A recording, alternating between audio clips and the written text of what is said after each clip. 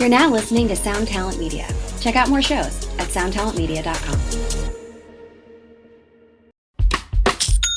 When you think about businesses that are selling through the roof, like Aloe or Allbirds, sure, you think about a great product, a cool brand, and great marketing. But an often overlooked secret is actually the businesses behind the business, making selling, and for shoppers, buying, simple. For millions of businesses, that business is Shopify. Nobody does online business better than Shopify. It's home of Shop Pay, the #1 checkout in the world. You can use it to boost conversions up to 50%, meaning way less carts going abandoned and way more sales going through to checkout. Sign up for your $1 per month trial period at shopify.com/income, all lowercase. Go to shopify.com/income to upgrade your selling today. That's shopify.com/income.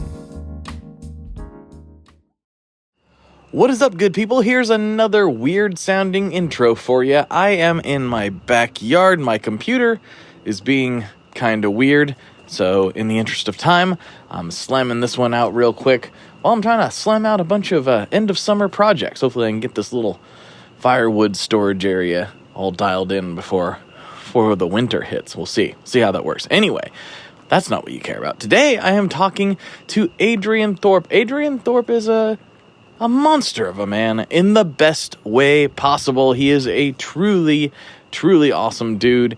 And if you have not heard his episode from a few years back, I highly suggest going and listening to that one because you'll get to know him a lot better. And on this one, I mean, it's some dudes just chumming it up. We're talking about NAMM.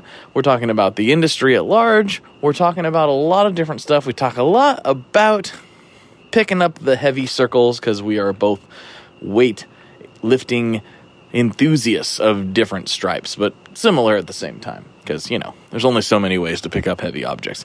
Anyway, Adrian's a great dude. Really enjoyed having him on the podcast, and I think you're really going to enjoy the conversation we have, especially over on Patreon.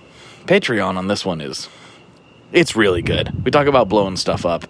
It's quite good, and if you know anything about Adrian, you know he is an expert at blowing stuff up, and I mean that quite literally. And I am a redneck who has blown stuff up, but he is an expert at blowing stuff up, and we talk about that very heavily over on Patreon, and I think you're going to want to check that out. But anyway, let's stop blabbering so we can get to this episode with Adrian from ThorpyFx. Here we go.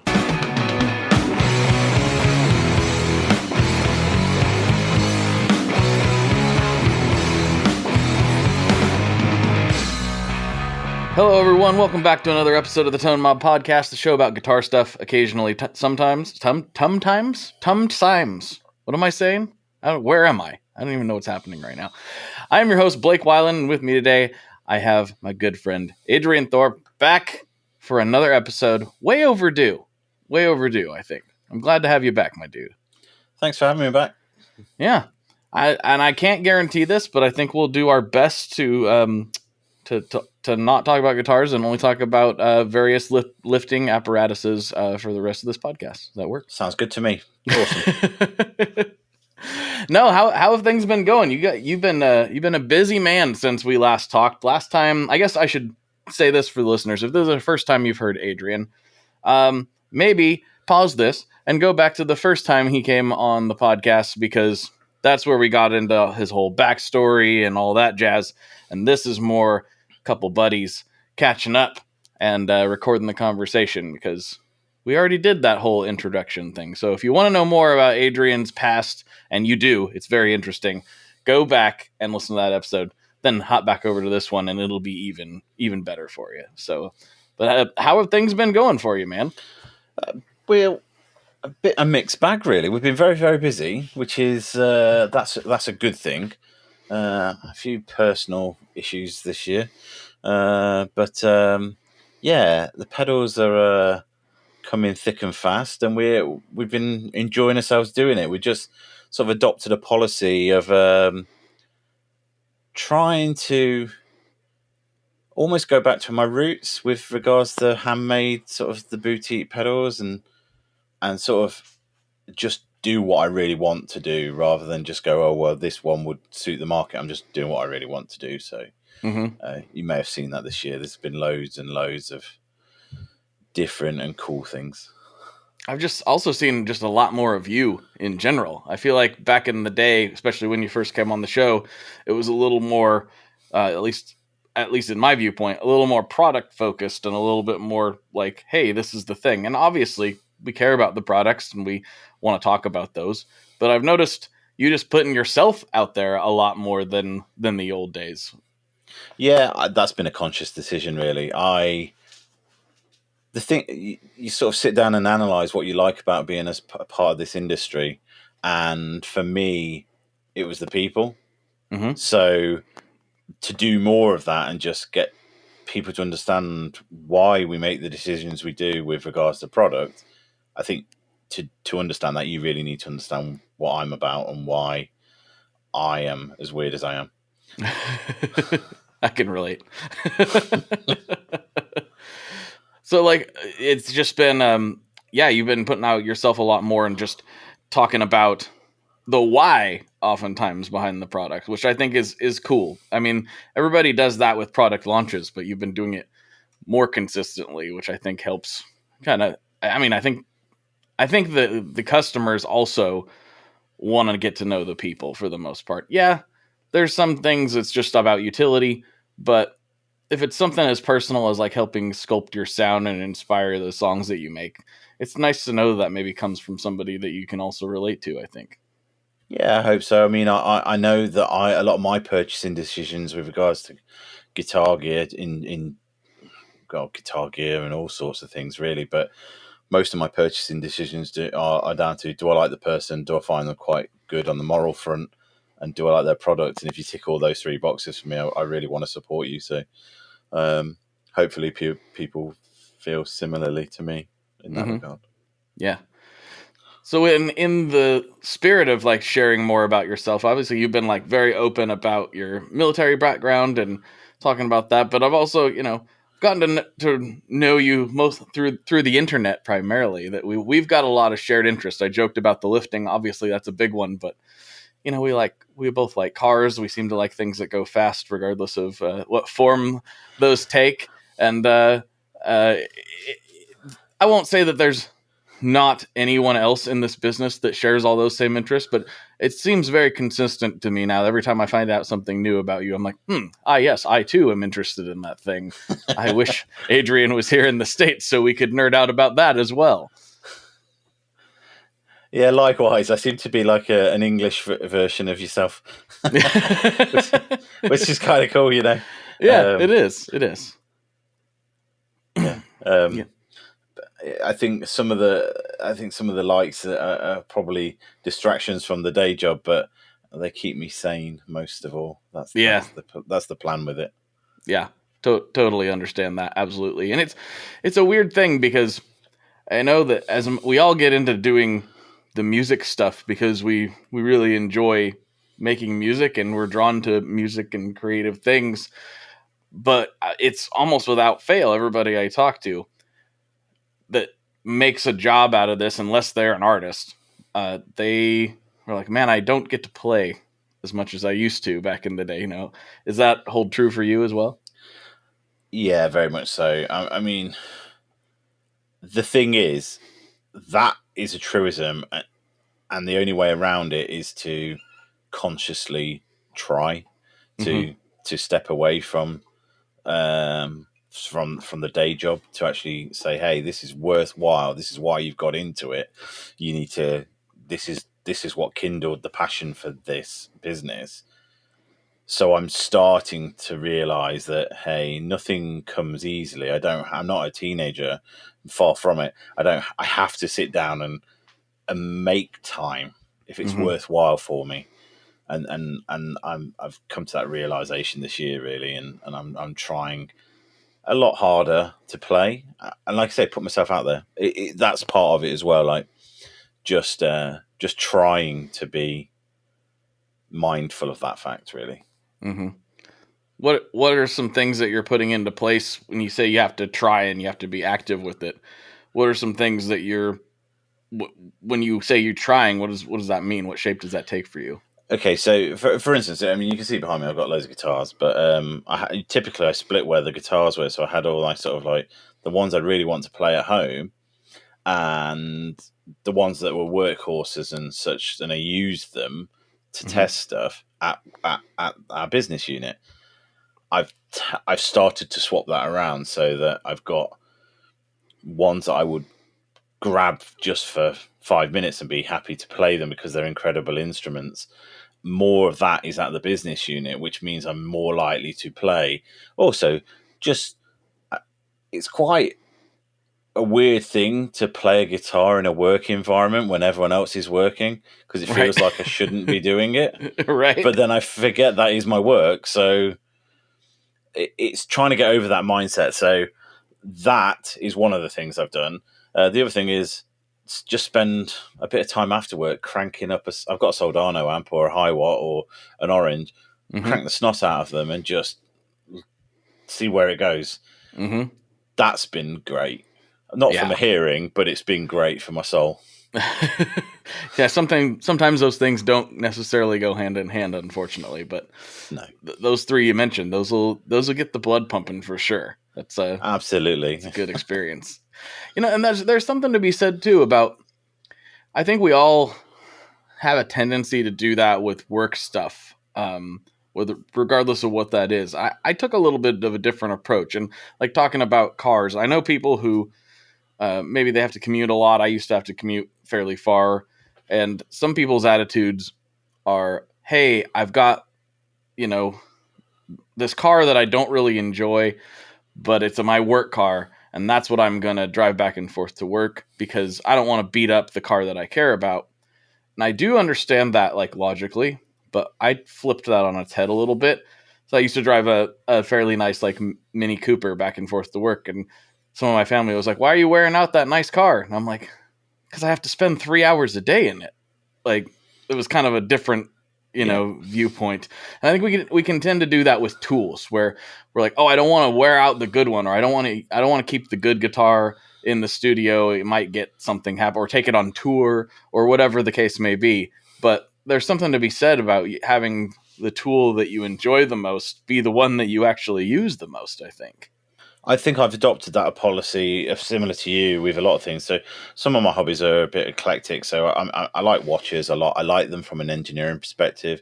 So I have a small collection, and lots of people wouldn't wear some of the things that I wear on the regular. They would think that they're save them for best. The thing is, if you just wear them, every day is the best. And Right. I'm not a clumsy individual, so I just try and enjoy things all the time. I don't really have a thing of saving something for best. People do that with alcohol, and people do that with. I get the car thing. The only reason I don't drive my car that I have specifically to go out and enjoy is by the time I got to work, the engine wouldn't be warm. So it's not great for the car, but that makes sense. But if you had to go 3 hours, you'd probably think about taking it. Yeah, maybe. Yeah, I mean, I did the longest commute I've had prior to doing this was probably an hour and a half one way and an hour and a half the other. And at that point, I bought a decent, fancy, comfortable German barge to ferry my fat ass around, and that was amazing. It was well worth it. But yeah, I think you should just. It's not a case of live for today. It's more a case of appreciate the fine things as much as you can, because you're not going to be sad about that, not in any way, shape, or form. And that goes for guitars as well, and pedals and amps. It's appreciate the fine things if you can. Yeah, there's a listener to this podcast named Keaton Myrick, who you talk about watches. Yeah, this is a guy you should know. He makes watches out in Bend, Oregon, so fairly close to me, and he's taken me on a tour. I've been in his shop a handful of times. I actually recorded an episode there because I needed somewhere with quiet and internet, and so I was just there. But if you don't know him, you should give him a follow on Instagram. It's at Horological, I believe. I'll send you the link. Yeah, please, because I'd be really interested. Dude, it's fascinating. Like, it's so interesting. He took me and he's shown me this whole process, and I don't even know how somebody's brain works like this. It's crazy to me. It's the micro, amazing. Excuse me. It's the micro world, and then bringing it up macro. It's. I guess it's very similar to what I do, but on a even tinier scale and more engineering wise, mechanically. For a while, he was making his own screws, and I'm telling you, I could barely see these screws. I don't know how he made them. It doesn't make any sense to me. You've definitely got to send me this link. This is right up my street. Yeah. I'll and he's a big gear guy. He's a big, guitar tone aficionado as well. So there's a lot of crossover there. But yeah, he's a fascinating dude. Keaton, if you're listening to this, I mean it. I love it every time I go to your shop. It's great. And Adrian, if you're ever in Bend, Oregon, for some reason, I'm sure he would love to have you by.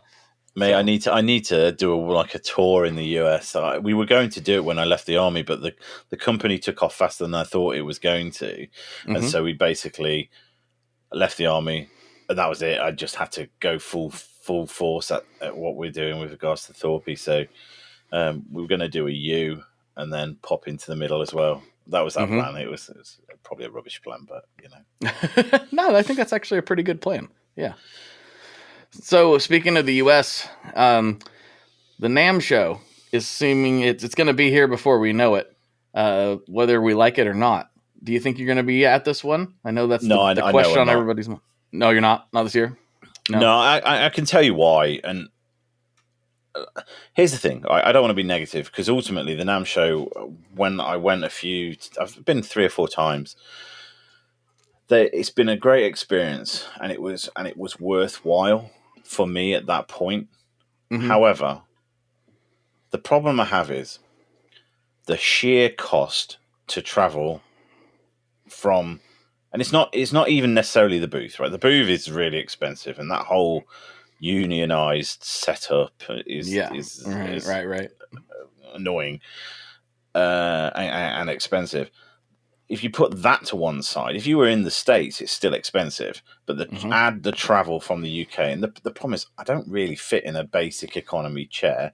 I really hate it. So I've got 11 hours of misery, or I have to upgrade and get a bigger chair because I ain't losing the weight at this point. so it just ends up being five figures, big 5 figures, and that is not recoverable throughout the year.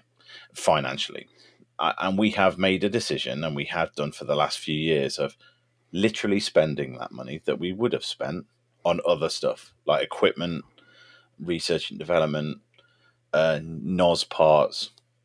All of that is what we've spent that money on. Am I missing out? I think so, to a degree, but I don't think the cost benefit analysis works for us. Just if you were to just pure numbers. Emotionally, it's a bit sad because I would love to basically I just want to go and hang because that was the best part of NAMM, really. Yeah. But business wise, it makes more sense for me to put that money elsewhere. It's boring, isn't it? I totally get it, and I think it's smart to actually think about it in those terms, because I've seen a few people or companies rather, but make the decision that they're going to go do NAMM. And then they go there, and I've said this before on the podcast, but they go there and they just end up kind of sitting back. They're not really working their booth, right? They're just kind of there. They're just and that's not worth it either, So that's a wasted opportunity. It's a completely waste, and I've seen it. They're just back there on their phones. They're like, "Oh, no one's coming by." Well, you're not exactly welcoming anyone into it either, There's a lot to see. There's a lot to grab your attention, And so the question is of whether it's worth it or not is always up for debate, right? But you have to think about it in the right terms. And I think you're thinking about it in the right terms as far as is it worth it? Sort of. But can we put that money to use more effectively? That's when people ask me if it's worth it, that's my answer. Is do you think you might be able to spend that money better? A lot of times the answer is yes. And if the answer is yes, then that is what you should do. But try to suppress the FOMO. Yeah. Because there is a degree of it. for sure. I've felt it myself on the few years that I've skipped since I've started going. But we'll be going this year, and every time we go, it's always a question. We're like, are we gonna do this next year? We'll see. You know, it's we had a really, really good show this last time, but I also partially wonder if you reach a point where you've gotten everything out of it that you're going to get as well. Yeah, I mean, the thing is, we have a distributor in the US. Shout out to Maz Distro because they're awesome. And so those guys do the business thing in the States for us, and it makes more sense because they understand the market. Europe, we've got that. They do that too. Australasia, they do that. So it's not that it's not important that for me to be there. Whenever I get the opportunity to meet up with dealers, people, I'll always do it. We've had people over. Mm-hmm. You know, if they're in the UK and they're on holiday, come and say hello, and I will travel to meet you. We'll do that as much as we can, but NAMM is just for us cool hangs at this point, not hardcore business, right? You know, because if people really wanted to do hardcore business, that would be set up for us prior, and then we'd do a video call, and if it was really needed to press the flesh, we'd fly out. Mm-hmm. You know, separately, because we'd get more done that way, and it would be cheaper. It would be cheaper and more fun in a lot of ways. I mean, maybe not more fun, but an easier kind of fun, I guess, is probably the more goal orientated rather than how many amazing bits of barbecue can I stick down the grid. Hi, I'm Vincent, and I'm here to talk about the MerrisMercury-X. My dad's always going on and on about how cool Merris is. He really went off on one about the Mercury-X the other day. He said something about a 4,800 hertz sample rate and 99 preset locations in 33 banks, and something along the lines of the most advanced reverb pedal ever devised by man? That's all true, but I only care about one thing. This pedal sounds sick. So make sure you check out the Mercury-X and all the other fine products at Merris.us, as well as fine retailers worldwide. All right, Dad, now can I have my Pocky?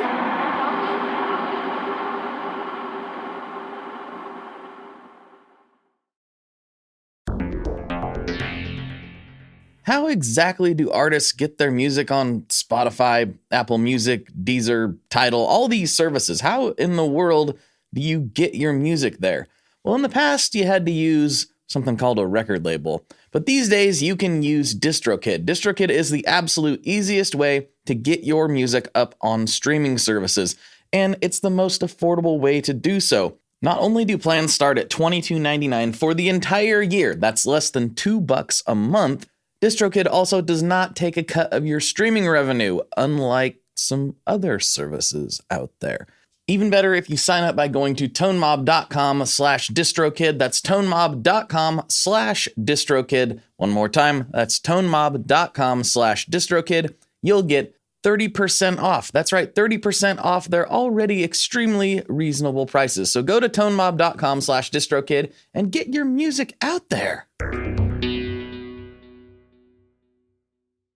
We are brought to you today by Sweetwater, specifically the Gear Exchange. You may have heard about this. This is a place where you can go to buy and sell your used gear.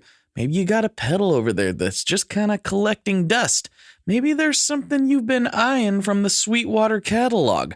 Well, right now is a great time to turn that unused gear into something you're actually going to use. Even better, if you sell on the Gear Exchange, you can keep 100% of the sale as long as you choose a Sweetwater gift card as your payout method. That is not too shabby because, let's be honest, most of this buying and selling we do is just to fund new gear purchases, and that is a great way to reach a wide variety of customers and keep 100% in your pocket, or rather on your pedal board. So go check out the Sweetwater Gear Exchange and turn that unused gear into something that's actually going to help you write that next huge riff. Well, that's also always high on my list. I did get Anywhere to I go to Gold's travel. Gym though, so that was wicked. I went to Venice Beach and had a cool time. So, Did you? Oh, I've never really.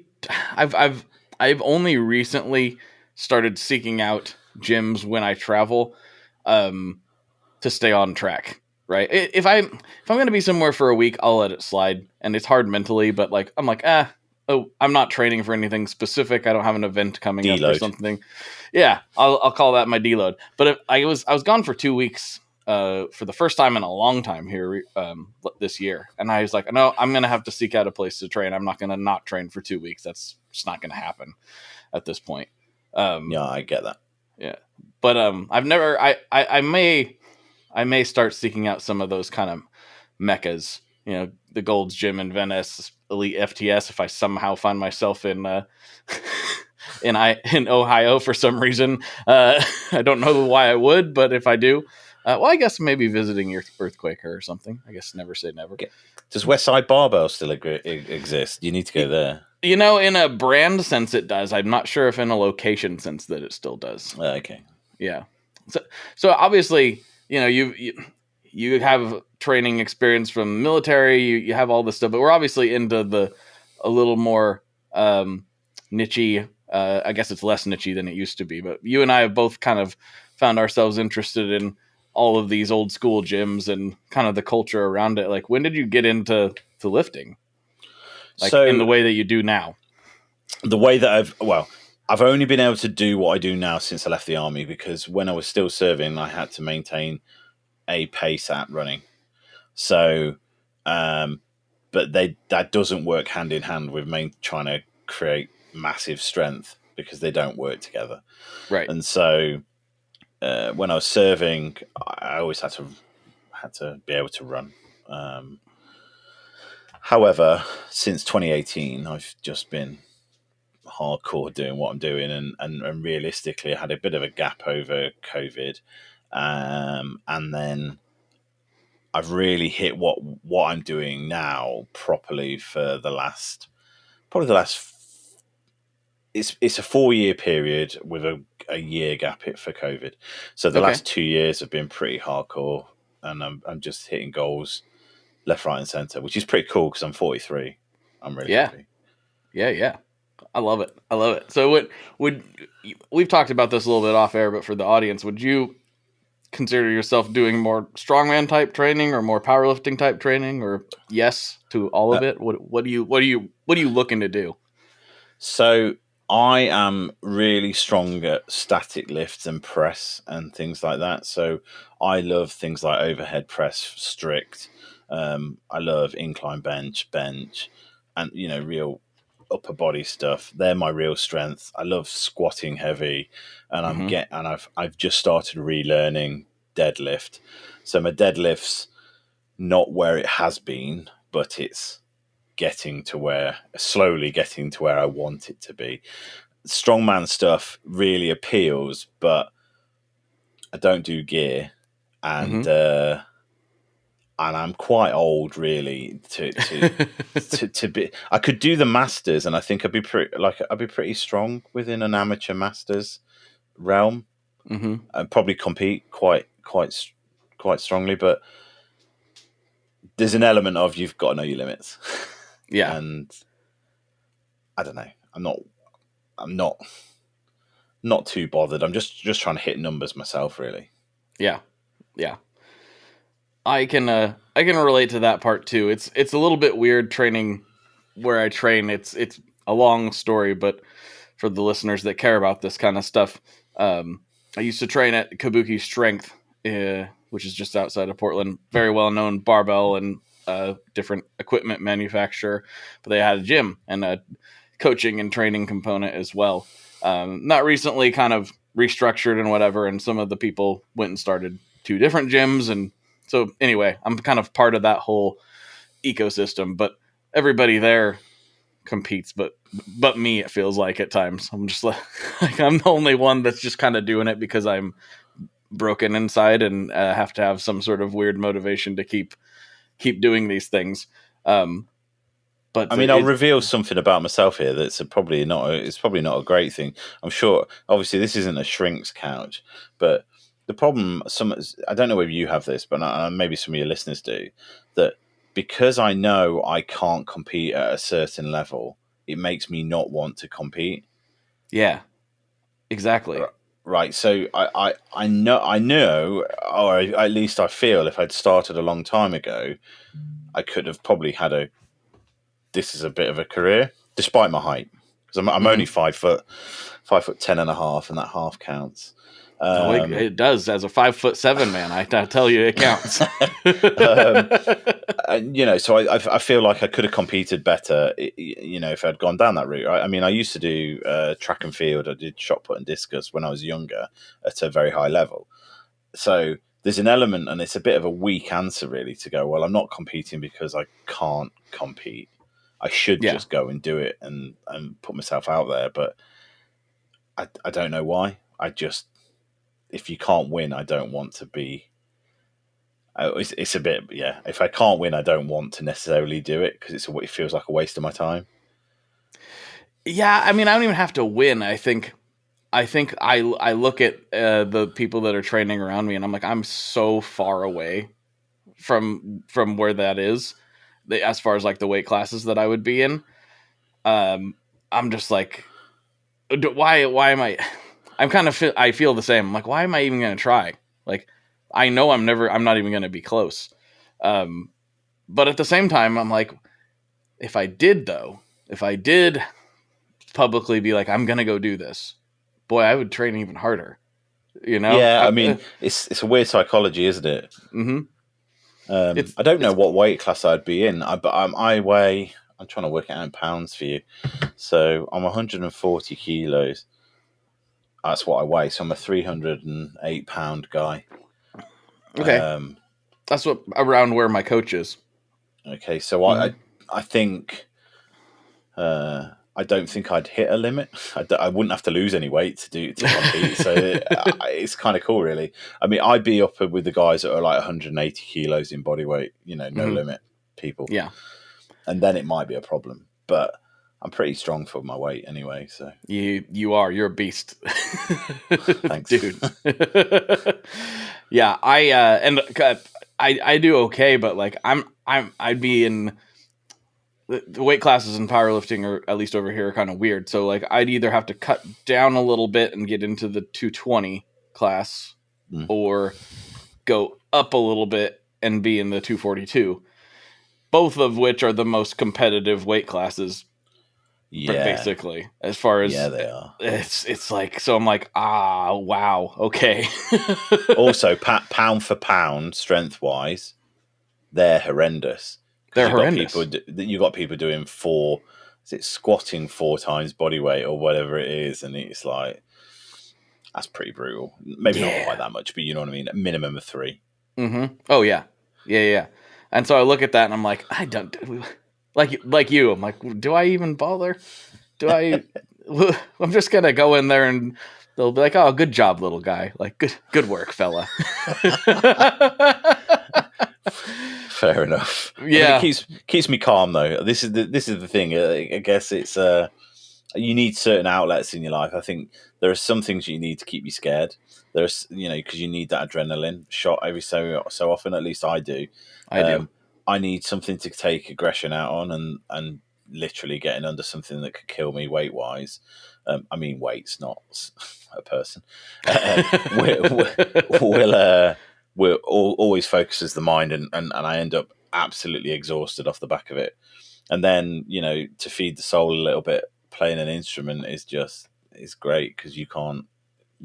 They're all tasks that seem to focus you on the task. Yes. And I guess I have them for different moods and different requirements. For me, they tend to kind of blend right into each other. Like the amount of times that I've come back from the gym, ate dinner, got everybody tucked into bed, and then come out here and started messing around, like writing something or doing something. It happens all the time. Oh, amazing. Yeah. So I feel like maybe the pressure relief valve that gives us, it kind of, okay, got that out of my system. Now I can let some positivity in here. And not that lifting isn't positive. It's a very different thing. It's a very different kind of focus. It's a very different idea, and it's very different than what I used to do. Just go in there and do some curls and leave. It's like you said, getting under something that scares you is a very different feeling than just kind of going in and sweating to the oldies and calling it good. Both of which have their merits. I'm not criticizing. It's just a different thing. Yeah, look, I like to feel like I'm having a fight after I've trained. That's really it. It's I get the endorphins that way, and I don't know, it's get my central nervous system absolutely shot. Yeah, that's it. Do you write your own program, or do you have somebody helping you with it? I write my own program, mainly because I tend to work to absolute failure most of the time. So okay. I'm working towards 9s and 10s of expected effort. That's where I work up to, and then I do like a pyramid, but it's an asymmetric pyramid, almost like a sawtooth. So I'll go up fast with my reps to get myself warm, get to my peak, hover, fail, drop, fail, and then that is a very long and drawn out and tortuous route to ending that set, and then I move on to something else. So that seems to work for me. It's a mixture of peak strength and stamina. Got it. Yeah. I used to do kind of similar, like just everything just all out, and I just kind of felt like I had reached a point where, for me, I wasn't getting any further along. I wasn't anywhere near hitting what I wanted to hit on anything. And so that was the motivation to get my coach and start having somebody who does it for a living, and because I was spending a lot of time thinking about it and a lot of time trying to figure it out. And I kind of finally was just like, you know what, this is what you do. So now I do think about it still. Obviously, I'm interested in the sports and I follow them and I know the personalities, and not unlike what I used to do with guitar. I still do that with guitar, but now it's for work. It's a little different mindset when I'm looking at the stuff in the guitar world. With the strength training and stuff, that's still very much like I don't do any of this for work. I'm following this as a hobbyist and an enthusiast of it. So it's a little different. So but as far as my programs, I'm like, I really kind of like not having to worry about it. I just open the app when I get there and I'm like, oh, that's what I'm doing today. Oh, wow. Okay. Yeah. And I generally have an idea of what it is. It's all structured around bench, squat, or deadlift, but like I don't necessarily remember to look before I get there. So a friend of mine has the same trainer as the world's strongest man and the SMOE strongest man on earth guy. He's got the same personal trainer, and his training regime is absolutely crazy. It's wild. You turn up and he's like, I'm doing squats with an axle. He's like, what the? Yeah, and he's dreading it, but he does it. He just because he's paying to have this as a thing. So I think he appreciates that I don't have to think about this, and this is towards a goal that we have discussed. It'd be kind of cool to have that with a sort of a guitar tutor, really. That's a good point. That's what I'm assuming. Were you self-taught or did you have some lessons at some point? I'm self-taught, had a few lessons, had a real difficulty with lessons. Do you know when you've got a strong sort of personality and you're a bit pig-headed and you think... I wouldn't know anything about that at all. It's personal failing on my part. And I struggled with some of the tutors because I didn't think they were teaching correctly. So there's an arrogance there and I shouldn't have adopted it. But I could do with a good, strong tutor. If I'm honest, that'd probably be a very beneficial thing. Mm-hmm. Yeah, I made a lot of progress when I had a teacher that I was working with on a regular basis. And then it was just one of those things. I guess it was actually ironically when I started trying to build the business and like get out of my day job, and like I was like, honestly, I know I'm working on all this guitar stuff. I don't have time to learn to get better at the guitar. I'm trying to make this guitar focused way of making a living, and ironically, that was the thing getting in the way of me actually progressing in my skill level at the time. But Right, I've said this before, and I'm a little bit fortunate versus some of my friends. Playing is part of my job to a degree. Doing demos or writing little parts for people here and there and whatever. Like it's part of the whole thing is actually playing the instrument. So by doing this, I've actually spent way more time playing, but not with any kind of disciplined like practice routine. It's just I'm spending a lot of time with the instrument in my hands, and therefore I have gotten a lot better, like way better than when I first started doing this stuff, and more comfortable. Like I used to be really self-conscious about people watching me play, and now I'm realizing it doesn't matter. I can just play whatever I want and it's fine. that's the key thing. It's the comfort and not being nervous in front of people. I mean, I lack that. I definitely do. If I'm forced to, I'll do it. Whatever, it doesn't matter. But I had a similar thing with whilst learning to shoot. Mm-hmm. You really have to have time in the grip.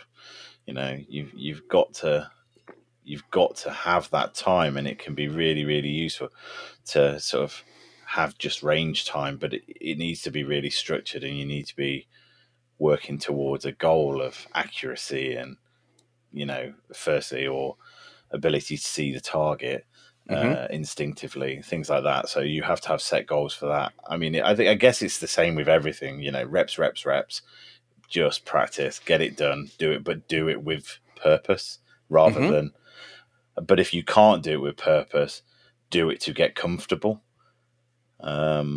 Familiar, that's the right word, not necessarily comfortable, familiar. Yeah. Ironically, I think a point in my life where I think that a switch flipped in my comfort level, I guess, with the instrument was at NAMM. I was at the Keeley booth. I still remember this really well for some reason.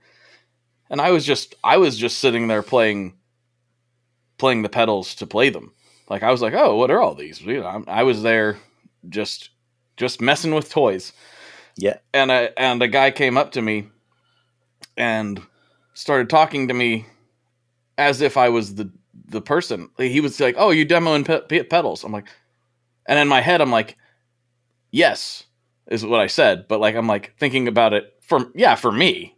Like, oh no, Rob's not paying me to be here. Like, no, I just happened to stop by the booth.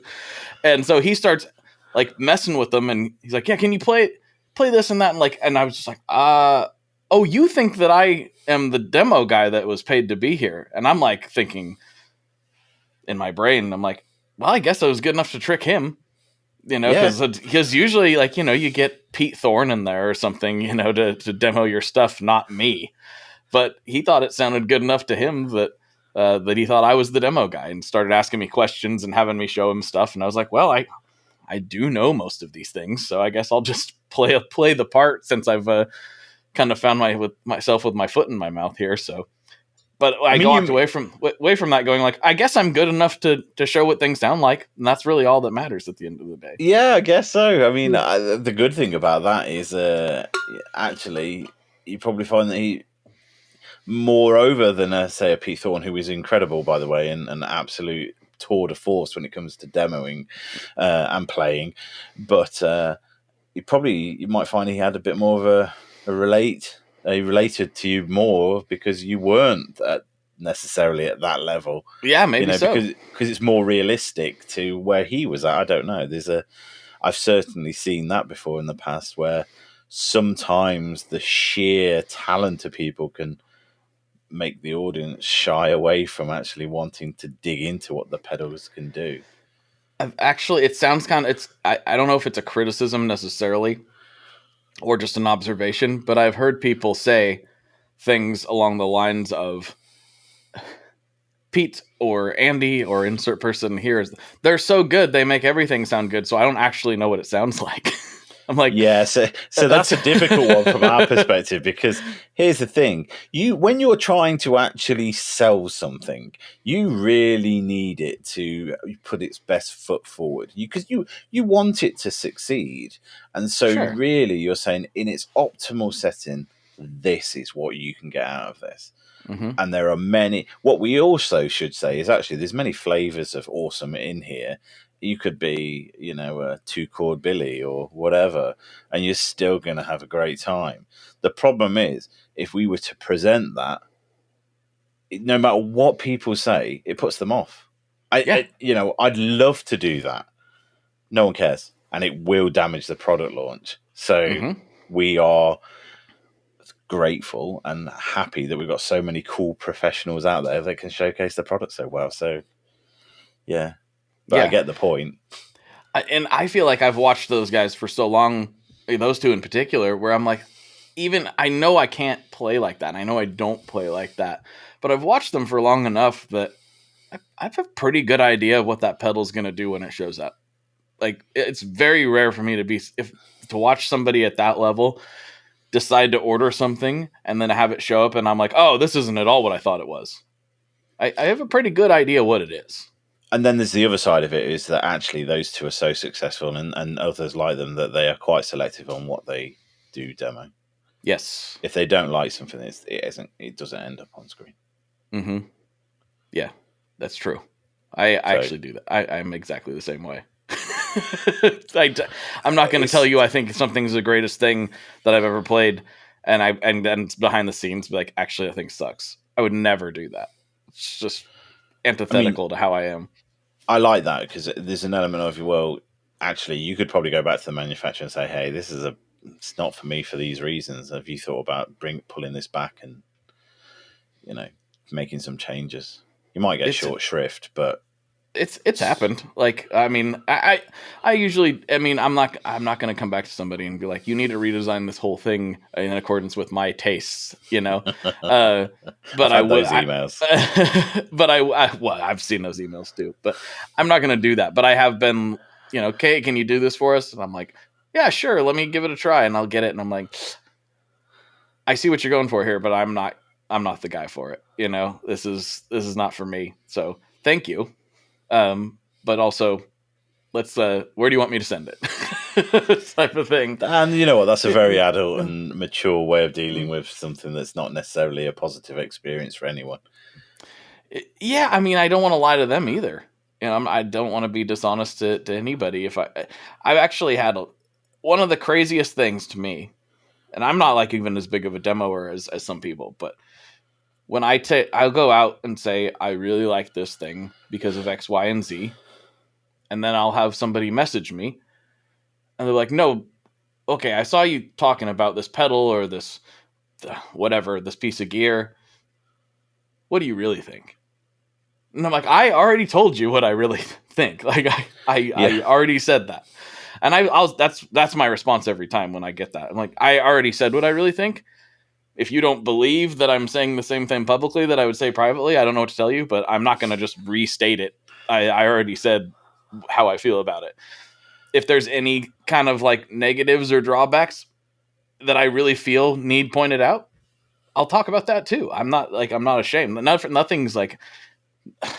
Nothing's above some level of critique, but also it's weird. It's people feel like there's not a level of honesty in this space that I think actually there's a very high level of honesty.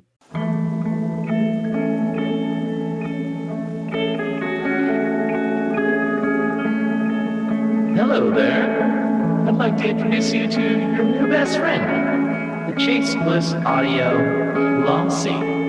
Lossy is a collaboration between Chase Bliss and Good Hertz. And it's meant to give you some control over those weird digital artifacts that come with very compressed audio. You're hearing it right now. All the changes that are taking place are strictly coming from my playing dynamics.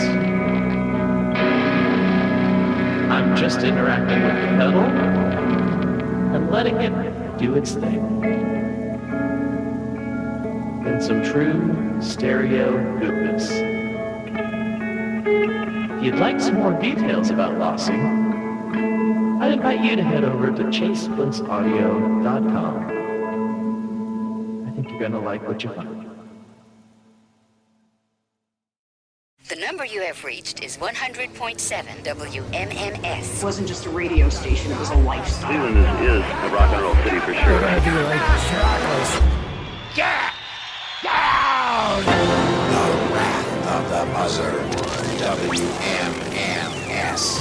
Cleveland. The rise and fall of one of the most iconic radio stations in America. Profiles, The Wrath of the Buzzard. PROH Files. Subscribe now wherever you get podcasts. What's up, everybody? I am Finn McKenty, host of the Punk Rock NBA podcast, part of the Sound Talent Media Podcast Network. My podcast is all about doing what you love for a living, and every week I sit down and talk to people who have done exactly that. For example, musicians like Tommy from Between the Buried and Me, Matt from Periphery, Lil Lotus and Shinigami, among many others, photographers, artists, designers, YouTubers like Glenn Fricker and Sarah Dici, and I unpack exactly how they got to where they are today with the goal of helping you do the same. So if that sounds cool, you can listen and subscribe at soundtalentmedia.com, and I'll see you there. Amongst 100%. I think my personal opinion on it is that familiarity breeds contempt a lot of the time, and I think a lot of people have gotten very comfortable with what YouTube offers us, and so when a product launches and you've got 10, 20 videos that are all espousing the benefits and whatever of that product, they can be very put off by that. But here's the thing. We tried with a product, just didn't do a launch. We just went, here you go.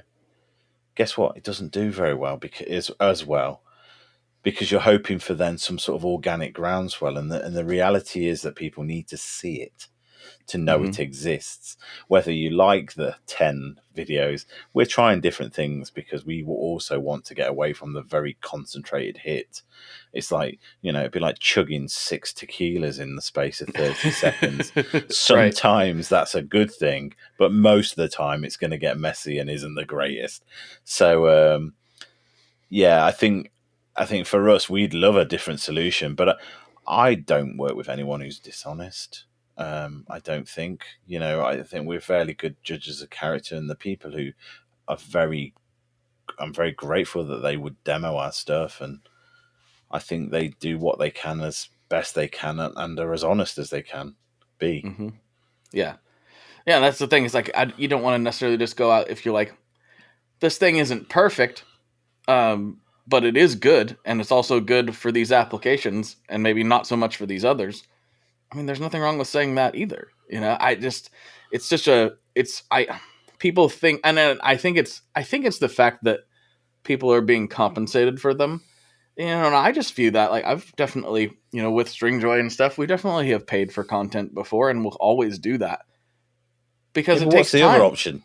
It takes time for them to do. What do you like? You expect everything? You can't expect everything for free, that's not how the world works, right? Do you know what, though? We on YouTube and things like that, in theory, you should declare that it's a paid thing.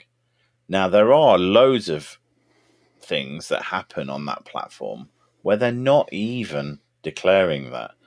So be wary of those guys. Be wary of that. Don't be wary of the guys who are standing up and going, hey, I got paid for this, or hey, I got a free pedal out of this. Straight off the bat, they're honest. Yeah.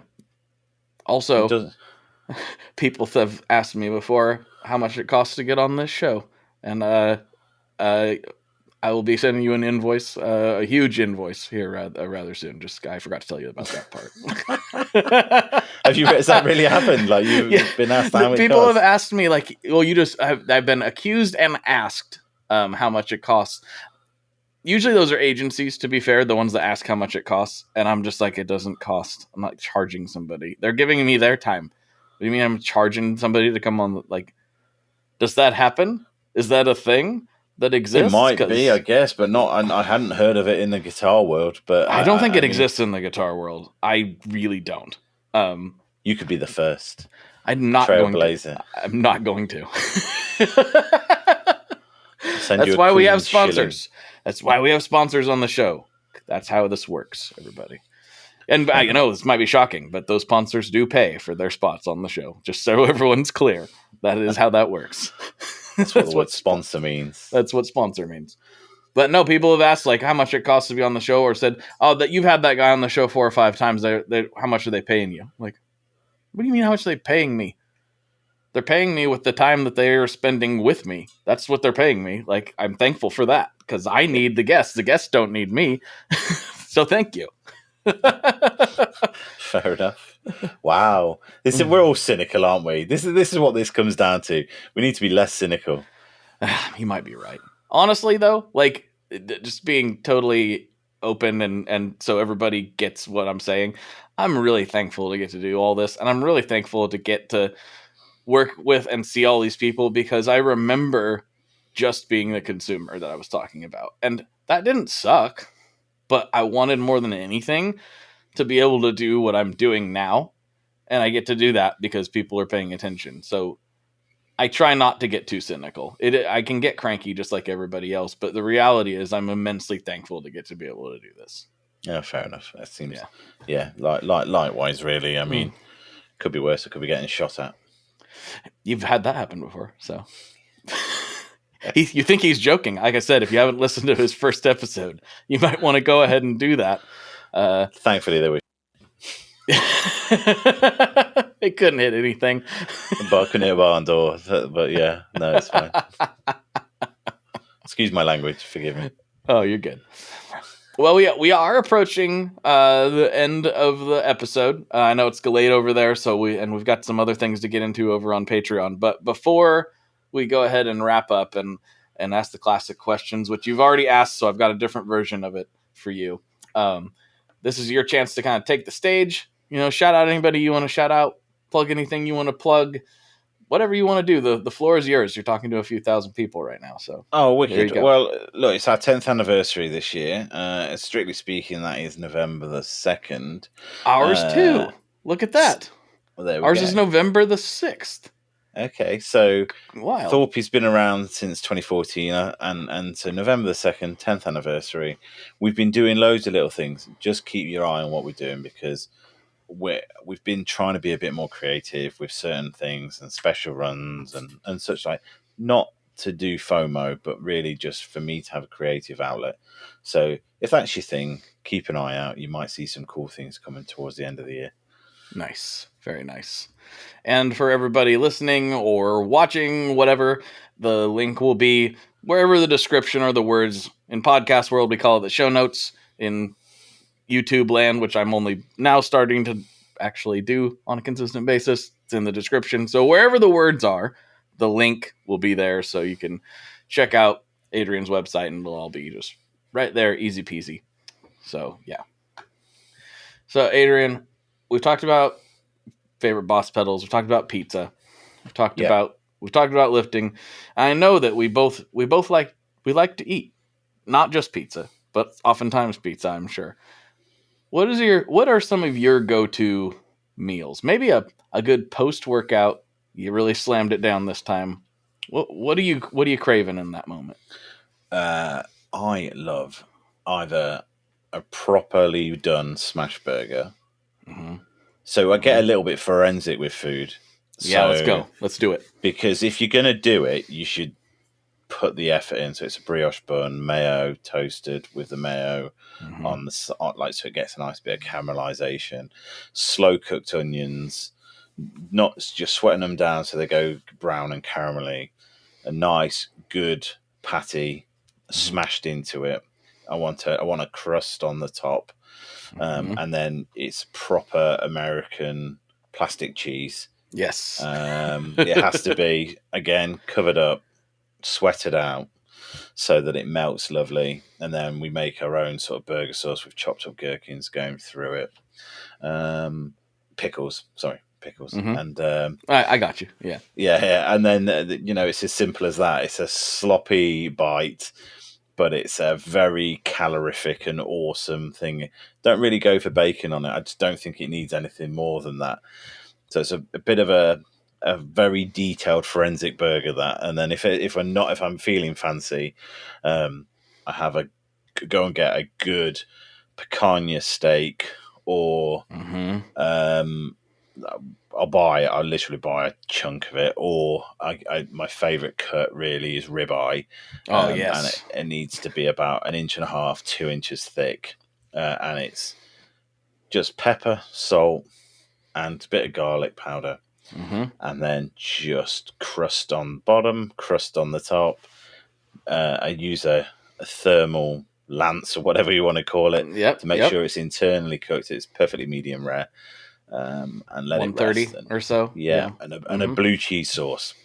We're known for our blue cheese over here. So that is like, I have those meals when I'm literally craving protein. So yes, those are the two things that would fill the void. It's usually a massive steak. It's just ridiculous. It's not great. Oh, I disagree. I think it's wonderful. I in fact just got off the phone with my mom right before we started recording. Our half cow that we split with my parents will be almost ready. So we keep it on hand, ready to go. I keep the ribeyes on hand, ready to go at all times. And the only difference in preparation that I have from you is, instead of going straight for the sear, I do throw them on the smoker for a little while, get them almost there, get them to like a pretty rare, and then pull them. I got the cast iron sitting on the side on a super hot, gas stove. Then I hit them with that sear, get them to get the crust, and then they're just about that perfect, like 130, 132 medium rare when I pull them off, and they got some of the smoke flavor with the reverse sear. Wow. Can't argue. If I had a smoker, I would be there. I mean, one of the best things that's going to happen into 2025 for me is the fact that we work on our business unit is on a farm. Ooh, nice. They built a unit for us, so we've got plenty of space. But I get free range eggs. I have, because I eat a lot of eggs, right? So, and they're all massive, but they're all the chickens that are on the farm, and they're not farmed chickens; they're just rolling around. So I've got free range eggs, but they also have free range cattle that are just cutting around this farm. They're setting up a farm shop next year, and so I'm literally going to be able to roll out of work, go and buy a steak, go to home. Yeah, it's like the best thing ever, because I can see where the cows are, I can see how well they're looked after, and then I get to. I mean, this is not good chat for vegans. I understand that, but hey, I'm not very good as a vegan. I should eat less meat. I know that much. But if you're wanting organic and you're wanting to know where your food comes from, perfect. Yeah, that's exactly why we do the splitting the cow thing. We know where it is, what it's eating. I've drove to that farm. I can see them. My parents also live out in farmland, and there's a farm stand right there. Similar situation. It's like, I don't know. I'm a sucker for all that stuff, and I know it's not available everywhere. But where it is available, I highly suggest taking advantage of it, because it's unreal how different it actually is. Agreed. It's crazy. Yeah. Agreed. I didn't used to believe it, but hey, this is a meaty chat. I liked it. Couple meatheads talking about meat. I'm really sorry to your listeners. I mean, it's a good side of, we're all human, and we've all got different things that we're into, and that's what I like. That's why I like doing this podcast. I like getting to know the other sides of people, and I think the folks that listen to it like it too. So it's not all true bypass versus buffered bypass all the time. We got other things we talk about too. All right. Well, Adrian, thank you so much for hanging out. Think we'll slide over to Patreon and see what kind of shenanigans we can get into, if that works for you. Awesome. All right. For Adrian, this is Blake. And as always, folks, good luck and good tones. there you go. There you have it. There's another episode in the can. I hope you enjoyed this episode with Adrian. He is a great dude, making great stuff. Please check out ThorpyFx if you have not already. And if you enjoy our chat, make sure you go back and check out the first time he came on the podcast. And make sure you check out the Patreon episodes, because that's where things get really, really interesting. Thank you all to everyone who's tuned into the podcast. Please share this with a friend. This is a huge thing. I know I ask for it pretty much every episode, but if you could share this with a friend, it would really mean the world. Thank you so much to Adrian for taking the time. Thank you so much for taking the time. And I got some stuff cooking for you that I actually need to get back to working on. So I'll talk to you on the internet very soon. Thank you all so much. Bye-bye. One last thing before we totally sign off here. I just want to remind you that if you do any shopping at Stringjoy, that's Stringjoy guitar strings made in Nashville, that will help me out as well. As I've said for years, I'm heavily involved in that company, and I really do think they're making the best products on the market. So if you would like to try custom strings, go to tonemob.com/stringjoy and check them out today. I seriously love what the team down there is doing. I help them out with all kinds of things, and by you supporting them, you are also supporting me as well. And hey, you need some strings, so why not get some custom strings just for your guitar and playing style? Again, the link for that is tonemob.com/stringjoy, and that will take you right to their website, and you can do all your shopping through there, and that will help everyone involved out. So thank you very much. Talk to you next time. We are brought to you by the wonderful folks at Gun Street Wiring Shop. Yes, Gun Street Wiring Shop. I've talked about them before. I used to say based out of Bend, Oregon, but guess what? Sean moved to my neck of the woods. Sean's in Portland. Sean is awesome and has helped me with a bunch of stuff lately. And if you have wiring needs for your guitar, he can help you too. If you want to get weird with it, he can get weird. If you just need to spruce things up a little bit, there's your guy.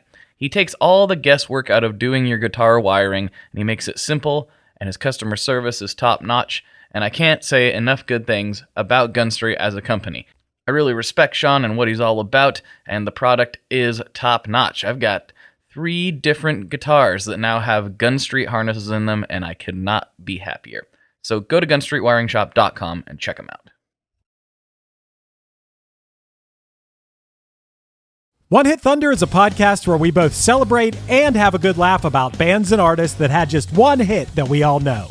Each week, we're joined by a guest from the world of music or comedy to learn more than you ever thought you would about some songs that you can't forget. And we decide if they brought the One Hit Thunder or were nothing more than a one-hit blunder. Look, if you listen to the show, you're probably going to laugh, and I guarantee you're going to crush next time the bar has music trivia. Tag Team, Jane Child, Meredith Brooks, Looking Glass, Sean Mullins, Eiffel 65, EMF, Crash Test Dummies, Crazy Town, Chumbawamba. We have hundreds of episodes in our back catalog and a new episode each week, so pass the Dutchie, make sure you're connected, and subscribe to One Hit Thunder wherever you get your pods. Ever wonder what a punch from Elton John feels like? Or how you'd cope with having turned down the chance to be in Nirvana? Or what signal Keith Richards gives when he wants you to get the hell out of his hotel room? Fans of Too Much Effing Perspective don't have to wonder, because they've heard these exact stories and a jillion others on our podcast. I'm Alex Hoffman, former tour manager for Radiohead. And I'm musician and comedy writer Alan Keller. On the TMEP show, we get guests like Nancy Wilson from Heart, Jeremiah Freites from the Lumineers, and Modern Family's Julie Bowen to tell us things they may have only shared with their therapist, clergy, or a TMZ stringer. So join us on Too Much Effing Perspective. That's EFFING Perspective. The only podcast you crank up to 11.